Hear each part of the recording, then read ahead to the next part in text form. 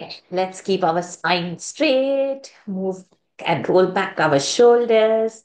Keep the neck straight, head erect. Close the eyes. Everybody to close the eyes. Relax your forehead. Relax your eyebrows. Your eyes are gently closed. Relax all your facial muscles. Bear a gentle smile on your face. Wherever the mind is wandering, bring it back over here to this moment now. Take a deep breath in and slowly exhale. One more time. Take a deep breath in. Let the mind travel with the breath. And exhale it out completely. Inhale deeply. Hold it there. Oh.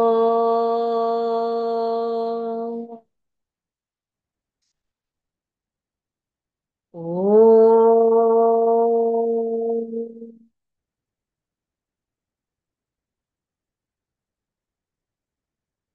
Oh.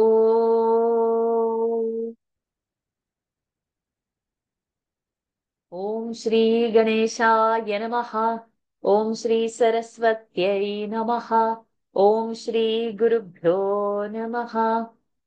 समस्तजनकल्याणे निरतं करुणामयं Namami चिन्मयं देवं सद्गुरुं ब्रह्मविद्वरं सद्गुरुं ब्रह्मविद्वरम् वसुदेवसुतं देवं कंसचाणूरमर्दनं देवकी परमानन्दं कृष्णं वन्दे जगद्गुरुं कृष्णं वन्दे जगद्गुरुम्.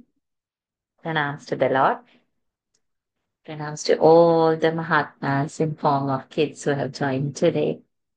In today's Gita, chapter 2, memory practice. We are going to do today from verse number 1 to 40. Isn't it, Padmini? Till 40 we are doing today. Yeah. As per your group, whichever. So some of you are from 1 to 5, some of you are from 1 to 10, some of you are from 1 to 20, some of you are from 1 to 25. So with respective groups, we will do Padmini is in 1 to 40. She is going to do so much today. Mm. Eventually, kids, you all have to memorize the whole chapter. Not close the Gita and open it only next year when the next competition will come for chapter 3. So you've got 1 year actually, which is too much. So within like 1 or 2 months, try to memorize whole chapter 2. Those who know chapter 2 well know the entire Gita. So whatever is in the entire Gita, the chapter 2 is its summary. So who knows chapter 2? That's the best part of the Gita. So I will suggest after the competition is over, you all are having holidays and all. So every day memorize 2, 3 verses, 2, 3 verses, and the chapter will finish in less than a month span. Okay. Fair enough. Probably if you want, we can have weekly session after the competition to memorize the whole chapter. That also I can see. Okay. Now let us start. First, we'll start with Wish, then we'll do with Aradhya. Hmm. So 1 to 5. After when we practice with both of them, I'm not going to revisit 1 to 5. So everybody else should practice 1 to 5 with them. If I am asking them somewhere in between, others should also know that time that they should test themselves whether you know to chant that or not. Okay. Wish, ready, darling? Are you ready? What happened? You are scared? There is no smile. What happened? You are angry? You are hungry? No, I just got sore throat here. Oh, you are having some sore throat. I can make out that today you are not in a very good mood, but you would be able to chant or you want to rest your throat. Absolutely fine. You can chant. I, it hurts when I talk. I didn't understand, darling. What did you say? It hurts when I talk. Oh, it hurts when you talk. Hmm. Okay. Then today we don't ask you much. Can you just chant two verses out of five then? We'll do only 50% so that I don't strain your throat. Is it possible or it is hurting very much? It is. It's possible to chant or you don't want to chant? I don't want to. You don't want to chant? Okay. Okay. You don't chant, darling. You rest. But I'll suggest, take little, ask mama to give you warm water. Put some salt into it. Have you gargled any time? You should not drink the water. You should sip the water, look up, and then gargle it. Have you done that anytime? You have done that earlier. We need you to learn to do gargling.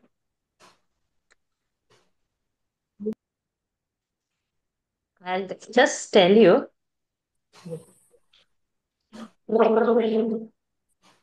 Would you know to do this? Do you know to do that? Asking. Yeah. So that's called gargling. So we need to do this. If you look up and then you do that gargle, it will heal your throat faster because we need you to practice every day. We need the nice voice for our chanting. Okay. Are you coughing? Are you having fever? No. Okay. So, my little one, you rest today. I'll not ask you anything, but you will listen to others and you chant it in your mind. Like now, Adya also has only 1 to 5. So, when she chants, you chant it in the mind. So, you will rest your throat, but the mind can work. Can we do that? Okay. Come on, Adya. Hello, Aradhya. No, Adya. I'm missing the names only now. Mm. Oh, Oh, Om ready? Shri Huh. Paramatmane Namaha अथ द्वितीयोऽध्यायः साङ्ख्ययोगः सञ्जय उवाच तं तथा कृपयाविष्टम् अश्रुपूर्णाकुलेक्षणम् विषीदन्तमिदं वाक्यम् उवाच मधुसूदनः श्रीभगवानुवाच कुतस्त्वाकस्मलमिदम् विषमे समुपस्थितम् अनायाजुष्टमस्वर्ग्यम् अकीर्तिकरमर्जुन Cly- नास्मगमयम् Clybium. नमः नैतत्त्वयुपपद्यते Hmm. Should. शुद्धमुद्यैर्गर्भव्ये Hmm. विशिष्टपरं Hmm. Arjuna Arjuna वैद्यं नास्मकम् अर्थात् Arjuna Vacha. After that, Katham. कथं भीष्ममः सङ्ख्ये द्रोणैषमधुसूदन इषुभिः प्रतियोत्स्यामि Hmm. See, उदाहरणं if you will move like this, if you will not join your hands, the judges will not give you marks. Okay. Don't move so much. Just join your hands and complete that. You start from Arjuna Vacha. Katham Bhishmam. Huh? भीष्ममहं सङ्ख्ये Join your hands. Don't leave it. Last two verses. Stay. Hmm. Madhusudan Hmm. वाक्यं What is that? Bring your mind over here, darling.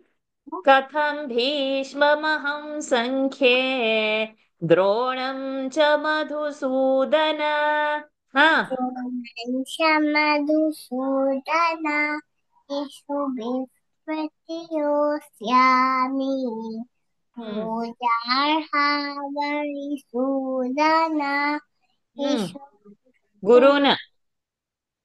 पुनः स्वाहिनः अनुभावान् श्रेयो भोक्तुं वैश्येहालोके अश्वार्थकाम सुकुरुनिहैव भुञ्जीयभोगा रुधिरप्रदिग्धान्. Very good. Go now. Run. After 5-10 minutes, come back again. I want to again make you chant. Okay, go. Yes, we too, Dhanya. Come over, come over.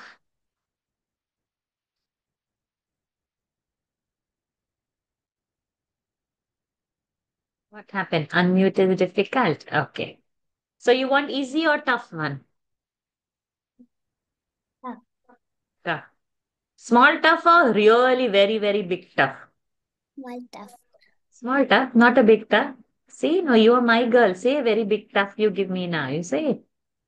Big tough. Ah, that is my girl. Small tough and all only for babies. You are a strong girl, yeah? Let us do tougher things for you. Then what will happen? Competition will become easy. Now, if you make many mistake, any problem? No problem. Competition make mistake, problem? Yes, price will go or reduce. So now, while preparing, say tough.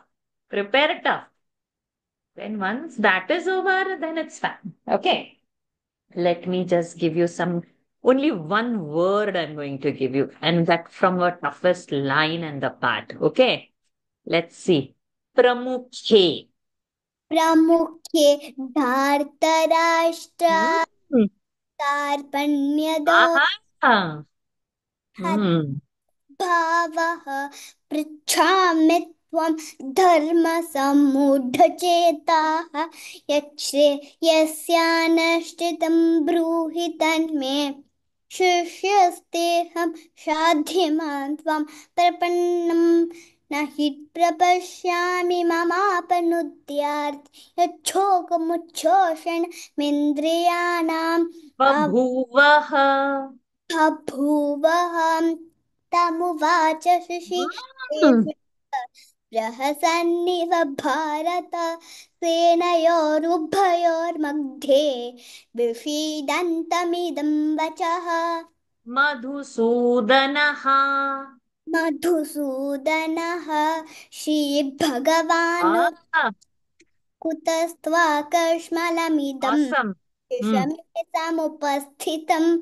अनाकृष्णमस्वर्गम् अकीर्तिकरमर्जुन Shreyo. श्रेयो भोक्तुं भैक्षमपि आलोके Aha. कामांस्तु गुरोनिहैव भुञ्जीय भोगान् रुधिरप्रदिग्धान् Aha. Fantastic. Then.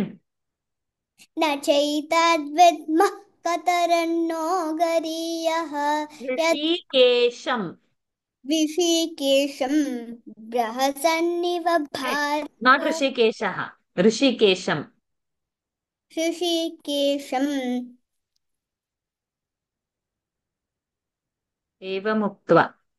एवमुक्त्वा ऋषिकेशं गुडाकेशः परन्दप So now we have to remember Rishikesham Gudakeshav. Rishikeshaha Prahasanniva. Okay. Say this Rishikesham. ऋषिकेशं After that, say one word. गुडाकेशः Gudakeshaha. Gudakeshav. Correct. Then Rishikeshaha. ऋषिकेशः प्रहसन्निव Bharata Correct. One more time. Rishikesham. गुडाकेशः Rishikeshaha. प्रहसन्निव Bharata. Excellent. You are my girl. Perfect. Everything is well prepared. Just for ending, we should do nice one. So let us do one small thing. Then I will see. Gamaf. गमः पार्थ नैतत्त्वय्युपपद्यते शुद्रं दया दौर्बल्यं त्यक्तोत्तिष्ठ परन्दप. I deliberately thought, let me make your life difficult, but your life is very smooth, nice, and happy. You are darling of Krishna. Oh, oh, oh. There's no difficult portion for you. Well done, darling. Well done. I'm so proud of you. Love you. See you tomorrow again. Hari Om. Hari Om. Like this. Hari Om. Good. Awesome. Did we all see how Dhanya has prepared? Has she inspired all of us? Yes. So we need to know one word also. Correct. Good. So Vish, were you chanting with her when I said some 1 to 5? Did you chant Vish with her in your mind? In your In your mind. mind? No? Go and rest, darling. Go and rest. Rest well and then come tomorrow back again. But you would gargle, right? Gargle once now. Okay. Then second time you gargle before you go to sleep. Then tomorrow when you brush your teeth, that time one more time you gargle. So when you see me in the afternoon, you'll be okay. Rest well. Oh, I want Wish to smile. Hmm. Love you, darling. Get well soon. See you tomorrow. Nice. Bye. Hari Om. Like this. Hari Om. Hari Om, darling. Rest well. Okay. Now let's have Arin. Arin, today how many you have done? 10. 10? Okay, let's do 1 to 10. Guruna Hatva. गुरुन् हत्वा हि महानुभावान् श्रेयो भोक्तुं वै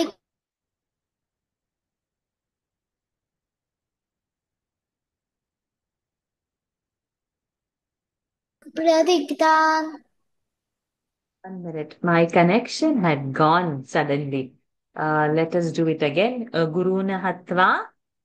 गुरून् हत्वा हि महानुभावान् श्रेयो भोक्तुं भैक्षामपि लोके हत्वार्थकमांस्तु गुरूनिहैव Hatvartha Kamamstu. वार्षकामांस्तु गुरूनिहैव पुञ्जीय भोगान् रुधिरप्रदिग्धान्. Very good. Continue. न चैतद्विद्मः कतरन्नो गरीयः द्वाजयेमयादिपानो जयेयुः. Yadiva, not Yadiva. We have corrected this yesterday, not to make same mistake again. यद् Yadiva. यद् Yadva Jayema Yadiva. यद्वाजयेमय यदिवानो जयेयुः. Yaneva. तानेव हत्वा नर्जीविषामः देवस्तिताः प्रमुखे धार्तराष्ट्राः. Very good. Then continue. Karpanya. दोषोपहतः स्वभावः रक्षामि त्वां धर्मसम्मूढचेताः. यच्छ्रेयस्यान्निश्चितं ब्रूहि तन्मे शिष्यस्तेऽहं शाधिमां त्वां प्रपन्नम्. Continue. हि प्रपश्यामि ममापनुद्यात् इच्छोकमुच्छोषणमिन्द्रियाणां वाक्यभूम्नावसपत्नं वृत्तं सुराणामपि चाधिपत्यम्. Rajyam. Yesterday also you have forgotten this word. Again. Rajyam Suranamapi Chadhipatyam. राज्यं सुराणामपि चाधिपत्यम्. Continue. Sanjaya. सञ्जय उवाच एवमुक्त्वा ऋषिकेशं गुडाकेशः परन्तप अयोध्याति गोविन्दम् उक्त्वा तूष्णीं बभूवः. Continue. Samuvacha. उवाच ऋषिकेशः प्रहसन्निव Bharata सेनयोरुभयोर्मध्ये. Yesterday we did so much practice. सेनयोरुभयोर्मध्ये प्रहसन्निव भारत. No. Senayorubhayormadhye. सेनयोरुभयोर्मध्ये विषीदन्त. उषिदन्तमिदं वचः. Good. I'm going to come back to you. You don't go. So you will hear when others are doing 1 to 10, and then I'll come back. Now let us have Adya. Adya, how many you have done? 20. 20. Ira, how many you have done? 20. 20. And Asahana, how many you have done?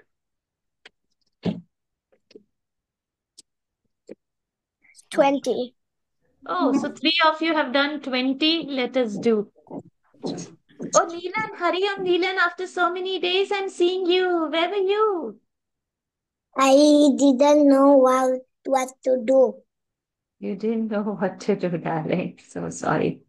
Okay. How many shlokas you have memorized?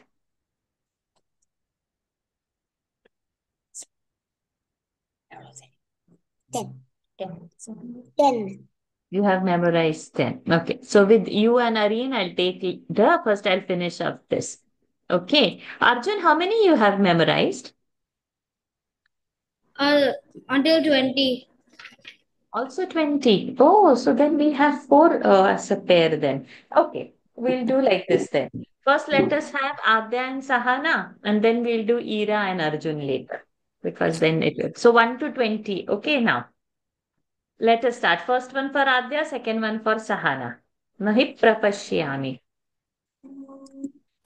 न हि प्रपश्यान् ममापनुद्या यच्छोकमुच्छोषणमिन्द्रियाणाम् अवाप्य भूमावसपत्नमुद्धं राज्यं सुराणामपि चाधिपत्यं सञ्जय उवाच एवमुक्त्वा हृषीकेशं गुडाकेशः परन्तपा. Vinashitu. Sahana. Can you repeat that? I could not hear you. Avinashitu.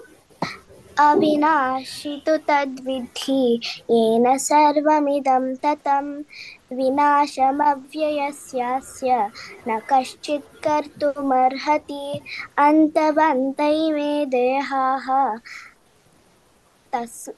Nityasya. अन्तवन्तैमे देहाः नित्यस्योक्ताः शरीरिणः अनासिनो प्रमेयस्य तस्माद्युध्यस्व भारत. Natvevaham. न सेवाहं जातु नाशं न मे जनाधिपाः न चैन भविष्यामः Nachaina no. Nachaiva. न चैव न भविष्यामः सर्वे यमतः परं देहिनोऽस्मिन् यथा देहे Ya enam veti. येन वेति हन्तारं यश्चैनं मन्यते हतम् उभौ तौ न विजानीतः Nayam. नायं हन्ति न हन्यते न जायते म्रियते वा कदाचित् नायं भूत्वा भविता वा न भूयः न अजो नित्यः शाश्वतोऽयं पुराणः न हन्यते हन्यमाने शरीरे तथा देहांतर. तथा देहान्तरप्राप्तिः धीराष्ट्रन्न मुह्यति धीरस्तत्र न. धीरस्तत्र न मुह्यति मात्रा स्पर्शास्तु कौन्तेय शीतोष्णसुखदुःखदाः आगमापाहिनो नित्याः तां स्थितिक्षास्व भारत यं हि न व्यतयन्त्येते पुरुषं पुरुषर्षभा समदुःखसुखं धीरं सोऽमृतत्वाय कल्पते नासतो. वाच. तमुवाच हृषीकेशः प्रहसन्निव भारत सेनयोरुभयोर्मध्ये विषीदन्तमिदं वचः श्रीभगवानुवाच अशोच्यानन्वशोचस्त्वं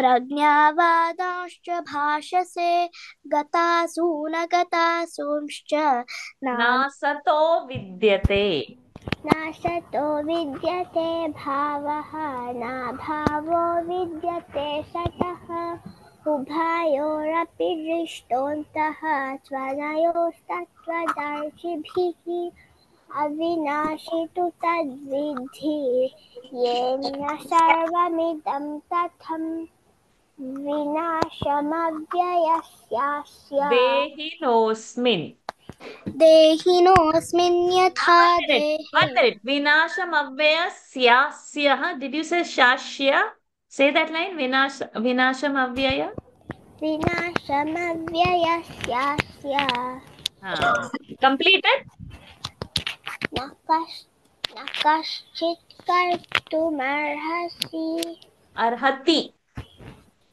मर्हति Sahana continue देहिनोऽस्मिन् यथा देहे कौमारं यौवनञ्जरा तथा देहान्तरप्राप्तिः धीरस्तत्र न मुह्यति good both of you have done well but both of you don't go when I'm going to ask Arjun and Ira now both of you are going to chant with your muted mic so first one for Ira second one for Arjun let us start न चैतद् विद्मः न चैतद्विद्मः कतरन्नो गरीयः यद्वा जयेमयति वा नो जयेयुः यानेव हत्वा न जिजीविषामः तेव स्थिताः प्रमुखे धार्तराष्ट्राः कार्पण्यदोषोपहतः स्वभावः यं हि न यौहिनौ व्यथयन्त्येते पुरुषं पुरुषश्रभा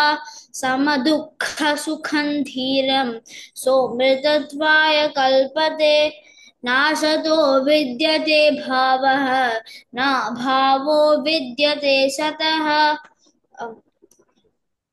उभयोर्दृष्टोऽन्तः त्वनयोस्तत्त्वदर्शिभिः अनाशिनो अनाशिनो प्रमेयस्य तस्माद्युध्यस्व भारत यं विनव्यतयन् य एनं य एनव्येति हन्तारम् यश्चैनं हन्यते मन्यते हतम् मन्यते हतम् उभौ तौ न विजानीतः नायं हन्ति न हन्यते न जायते म्रियते वा कदाचित् नायं भूत्वा भविता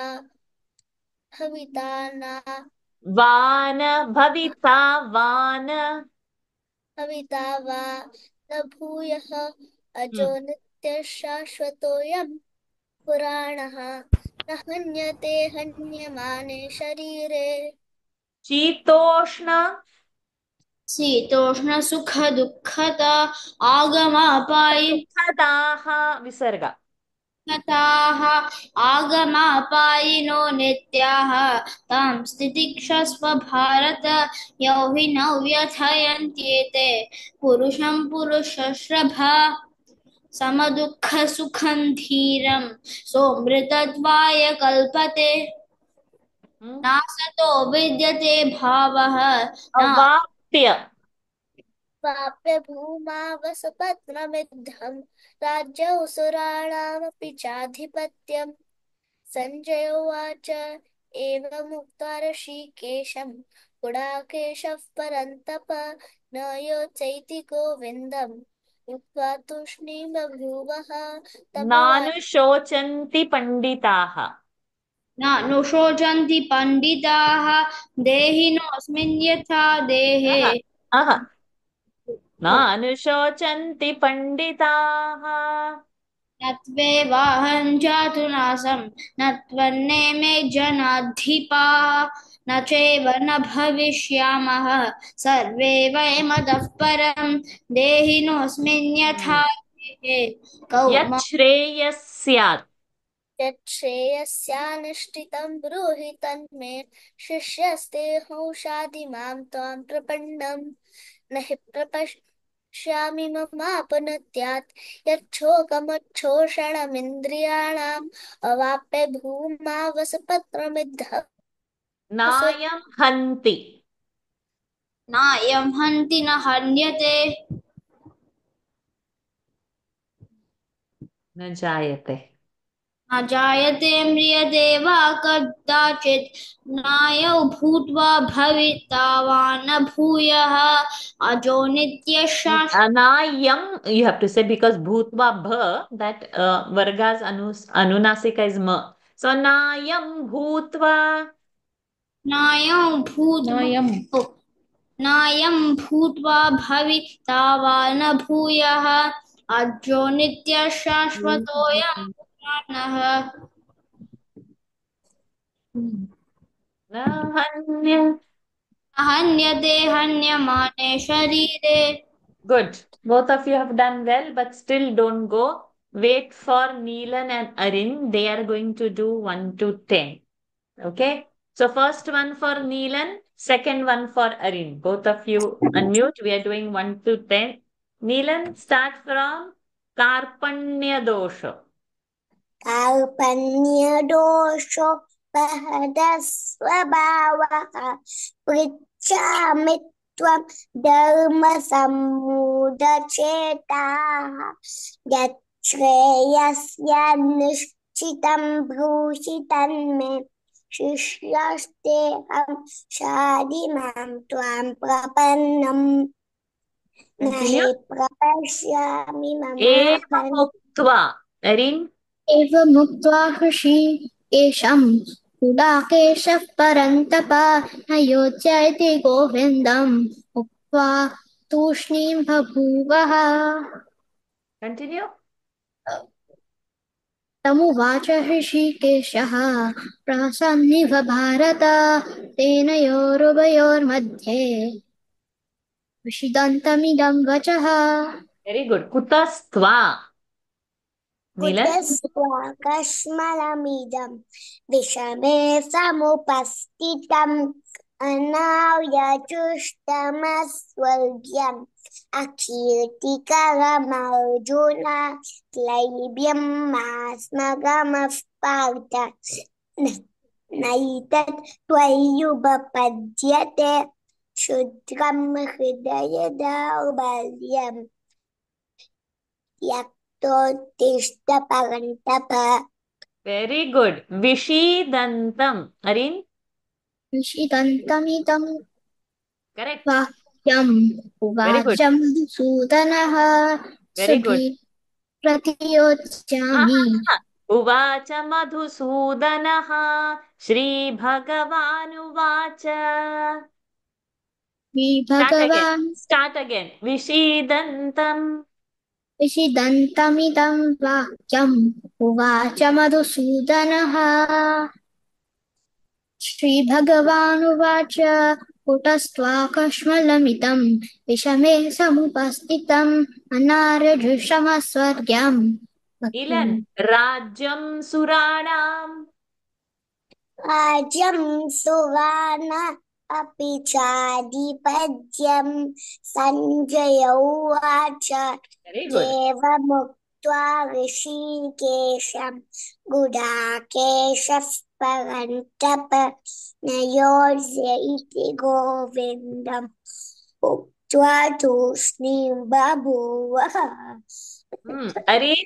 Yat Shreyasyaat. यच्छ्रेयस्यान्निश्चितं ब्रूहि तन्मे ऋष्यस्तेऽहं शाधिमां त्वां प्रपन्नम् Then. Nahi prapashyami. पश्यामि सप्ताप मम पनुद्यात् यच्छोकमुच्छोषणमिन्द्रियाणाम् अवाप्तभूमावसपत्नं वृद्धम् Rajyam. राज्यं सुराणामपि चाधिपत्यम् Good. Both of you have done good. Both of you, if you want to go, can go. But if you want to wait and hear others chant, please wait. Okay. Now we will have Kriyansh and Sania. Hari Hari Om, Areen. Okay, Hari Om, Nilan. Kriyansh, you have done 1 to 20? Yeah, I've done 1 to 20. Good. Sanya is there, no? 1 to 25, right? Let us start. So first one for Kriyansh and the other one for Sanya. Those who have 1 to 20, please practice. This is the last chance for 1 to 20. Arjun will still wait. 1 to 20 you can do with them. Then only. You have a doubt to ask or you want to go? I need to go eat lunch. You I have can't. not had your lunch? Not even 5 minutes, 3 minutes, these two. Then you can go. No need to come back then. Yeah? Just give 3 minutes. Only this is the last, then the kids are finishing over here. Okay, let's start. Avapya Bhuma. अवाप्य भूमावसपत्नवृद्धं राज्यं सुराणामपि चाधिपत्यम् एवमुक्त्वा हृषीकेशं पुराकेशः परन्तप न योत्स्य इति गोविन्दम् उक्त्वा तूष्णीं बभूवः तमुवाच Ajonitya. अजो नित्यः शाश्वतोऽयं पुराणः न हन्यते हन्यमाने शरीरे वेदा विनाशिनं नित्यं य एनमजमव्ययं कथं स पुरुषः पार्थ कं घातयति हन्तिकम् Matra Sparshastu. मात्रा स्पर्शास्तु कौन्तेय शीतोष्णसुखदुःखदाः आगमापायिनो नित्याः तां तितिक्षस्व भारत यौ हि न व्यथयन्ते ते पुरुषं पुरुषर्षभ समदुःखसुखं धीरं सोमृतत्वाय कल्पते नासतो Akledyo. हाँ Akledyo. अक्लेद्यो शोष्य एव च नित्यः सर्वगतस्थाणुः अचलोऽयं सनातनः अव्यक्तोऽयमचिन्त्योऽयम् अविकार्योऽयमुच्यते तस्मादेवौ विदित्वैनं नानुशोचितुमर्हसि Very good. Ya enam vetti. य एनौ वेत्ति हन्तारं यश्चैनमन्- न मन्यते हतम् उभौ तौ न विजानीतः नायौ हन्ति न हन्यते न जायते म्रियते वा कदाचित् नायं Nainam chindanti. नैनं छिन्दन्ति शस्त्राणि नैनं दहति पावकः न चैनं क्लेदयन्त्यापः न शोषयति मारुतः अच्छेद्योऽयमदाह्योऽयं Nasato. नासतो विद्यते भावः नाभावो विद्यते सतः उभयोरपि दृष्टोऽन्तः त्वनयोस्तत्त्वद् So not to say. So that no, Ubhayorapi Drushtontaha. Then you have to start from Tvanayo, not to bring the sa. So start from Ubhayorapi. उभयोरपि दृष्टोऽन्तः न त्वनयो त्वनयोस्तत्त्वदर्शिभिः Avinashi. अविनाशि तु तद्विद्धि येन सर्वमिदं ततम् उवाचमव्ययस् Vinasham. विनाशमव्ययस्यास्य न कश्चित् कर्तुमर्हति अन्तवन्त इमे Good, good, देहाः good. Both of you have done very well. Good, well prepared. Come back tomorrow. So Hariyam, all the kids can leave now. Come back tomorrow and we'll make more tougher tomorrow. Tomorrow I'll probably stick only to third pada and fourth pada. And after tomorrow, we don't have class for at least 3 days. So whether we have Monday, we don't have because it's Vishu. And Tuesday we are having or Wednesday we'll have, I'll put it in the group. And then that weekend is the competition. So those who have still not memorized, completed the portion should come. So tomorrow's session don't miss. Because then there is 2-3 days gap happening. Okay. Hari Om kids. See you all tomorrow. Hari Om. Hari Om Hari Om. Hari Om. Hari Om, Arjun. Go and have your lunch now. Quickly. Hari Om. Hari Om, my darling. Hari Om, my darling. Hari Om. So now we will have Hari Om, Neelan. See you tomorrow. Oh, you got a new pen and pencil. Bye. Bye, darling. Hari Om. Okay, so now we will do 21 to 40. Huh? 1 to 20 revision with the kids was good enough, right? You all were able to do it. So 21 to 40 we will focus now. So first one for Padmini ji, second one for Ramya ji. Let us start. Avachavadam. अवाच्यवादांश बहून् वदिष्यन्ति तवाहिताः निन्दन्तस्तव So सामर्थ्यम् don't say thava, say tavata alpa prana. निन्दन्तस्तव Not सामर्थ्यम् thava, not thava, tava. Nindantastava, निन्दन्तस्तव not सामर्थ्यम् thava, not thava. Ta alpa prana. निन्दन्तस्तव Not सामर्थ्यम् thava, my dear. ओके निन्दन्तस्तव सामर्थ्यम् निन्दन्तस्तव सामर्थ्यम् ततो दुःखतरन्नु किम् हतो हतो वा प्राप्स्यसि स्वर्गम् जित्वा वा भोक्ष्यसे महीम् जित्वा वा भोक्ष्यसे महीम् तस्मादुत्तिष्ठ कौन्तेय युद्धाय कृतनिश्चयः Ramya ji, continue from there. एषा ते Sukha dukhe. सुखदुःखे समे कृत्वा लाभालाभौ जयाजयौ तस्मात् नो तस्मात् उत्तिष्ठ Tato yuddhaya. ततो युद्धाय युज्यस्व नैवं पापं वाप्स्यसि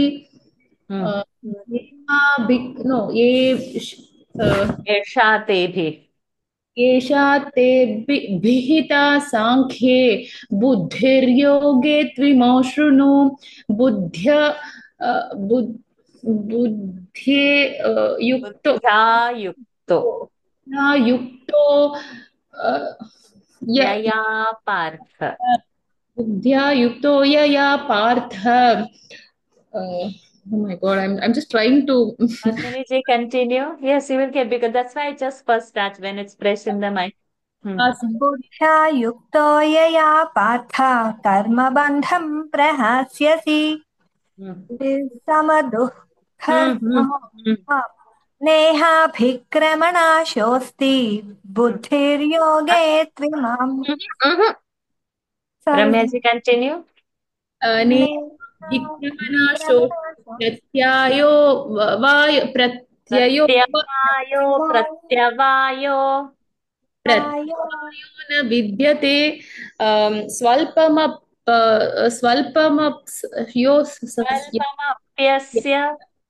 स्वल्पमप्यस्य धर्मस्य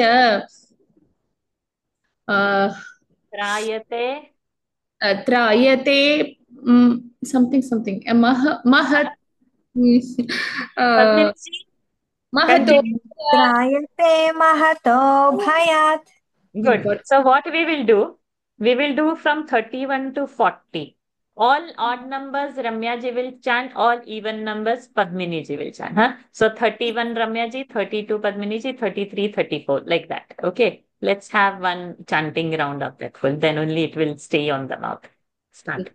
स्वधर्ममपि चावेक्ष्य विकम्पितुम् विकम्पितुमर्हसि धर्म्याधियुद्ध महाप्राण धर्म्याधियुद्धश्रेयोन्यात् क्षत्रिय not न्यात् धर्म्याधियुद्धाश्रेयोन्यात् धर्म्याधियुद्धाश्रेयोन्यत् क्षत्रियस्य न विद्यते यदृच्छया चोपपन्नं स्वर्गद्वारमपावृतम् सुखिनः क्षत्रियाः पार्थ लभन्ते युद्धमीदृशम् अथ चेत्त्वमिनं धर्मं सङ्ग्रामं न करिष्यसि ततः स्वधर्मं कीर्तिं च हित्वा पापमवाप्स्यसि कीर्तिं चापि भूतानि कथयिष्यन्ति ते व्ययाम् सम्भावितस्य च कीर्तिः मरणादतिरिच्यते भयाद्रणादुपरतं मांस्यन्ते त्वां महारथाः येषां च त्वं बहुमतः भूत्वा Correct. लाघवम् Correct. यास्यसि लाघवम् Vachya.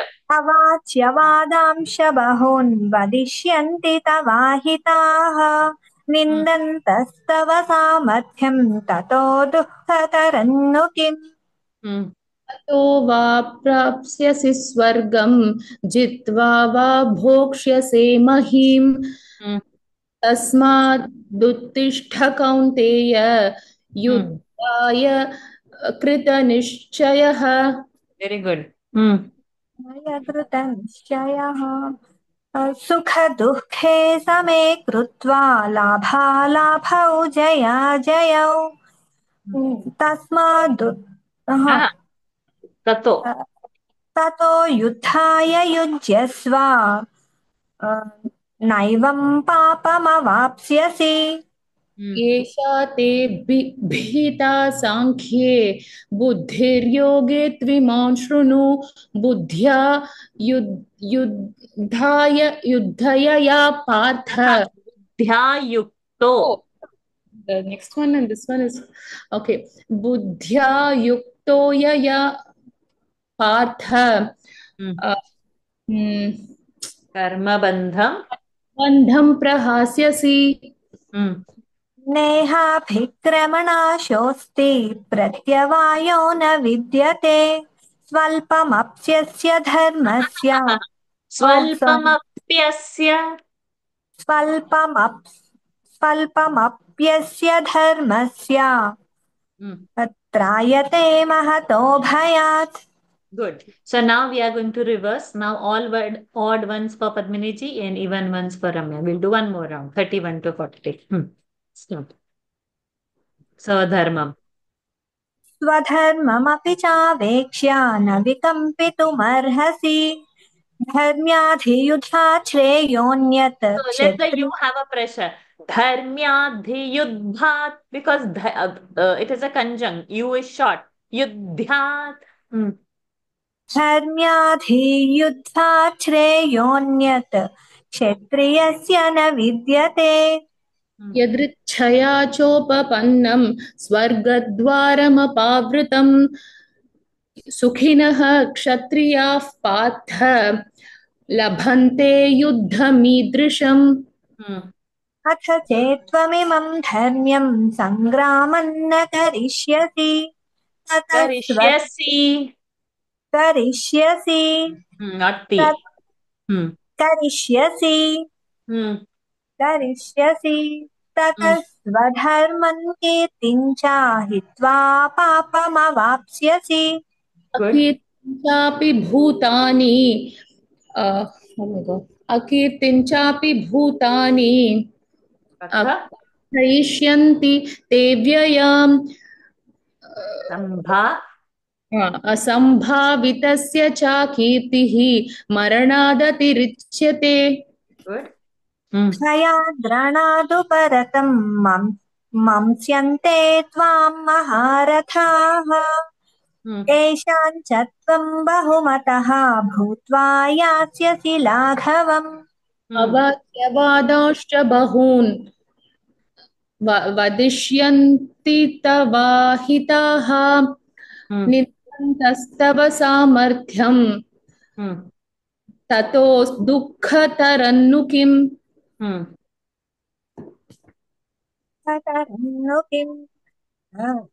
Hato.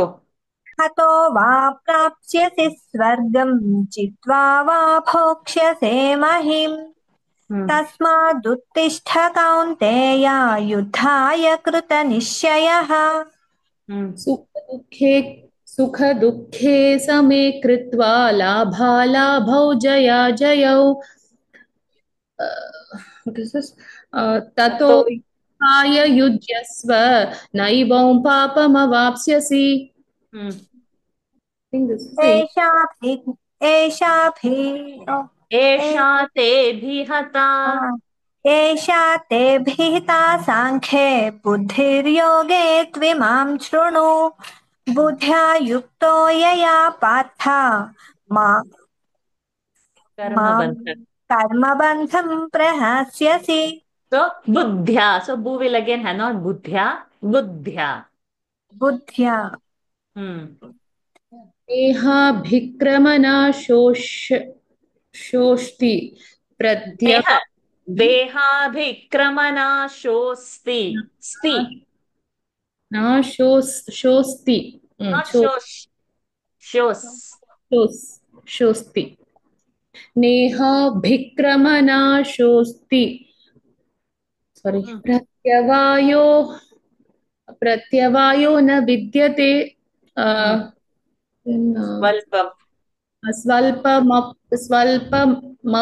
स्वल्पमप्यस्य धर्मस्य त्रायते महतो भयात्. Good.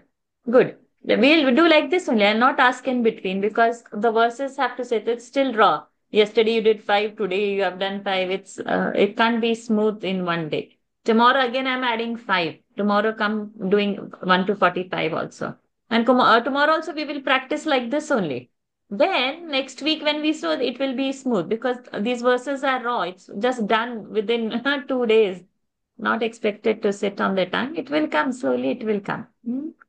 Good. So let's end the session now and keep practicing. Tomorrow do the next 5 also and come. We will practice over here.